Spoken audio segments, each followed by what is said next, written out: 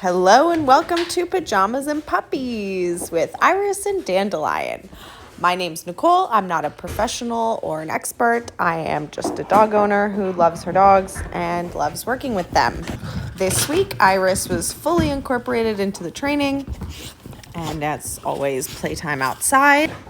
So this week, we really worked on place, sit, down, and maintaining our positions.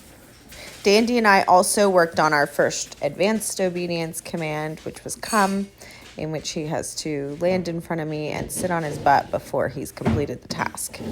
We also worked on impulse control, which Iris really needs help with. As you can see, a lot of our training this week was just focused on staying in place and not leaving until they were released on command. I also had Dandy sit and go down, aka little doggy push-ups. I walked outside, I'd release one of them and not the other. Overall, I would say Iris was really improved in her impulse control, but it's definitely something we're gonna have to work on. Dandelion, per usual, was just a little angel, although he would get a little frustrated when Iris didn't quite understand what was supposed to be happening. So as you can see, I do alternate days where I use the prong collars and days where I have no leashes or collars on them at all. The prong collars definitely make things more efficient and they make my no more effective. I find that when I don't have leashes on them, I have to repeat myself a few more times than I would with the prong collars. And they just tend to be a little slower on the uptake. However, I do feel it's important that they listen to me regardless of the tools that I'm using, so I do practice without the collars. I also find the leashes to be pretty annoying because they get tangled up all the time and stepped on.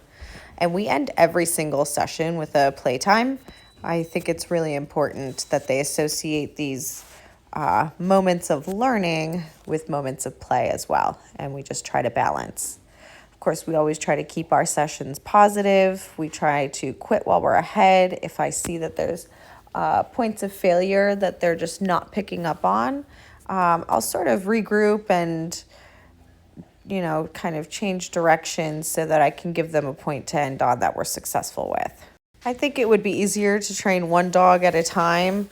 It is somewhat difficult to get them both to listen at the same time, but I'm working with what I've got, and overall I think we're doing really well.